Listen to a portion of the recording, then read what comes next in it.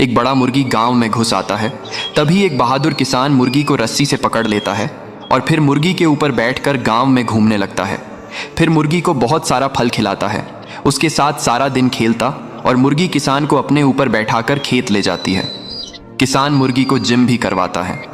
एक दिन मुर्गी का पेट दर्द होने लगता है और किसान उदास हो जाता है। तभी मुर्गी एक बड़ा सोने का अंडा देती है और अब मुर्गी रोने लगती है क्योंकि किसी ने लाइक सब्सक्राइब नहीं किया।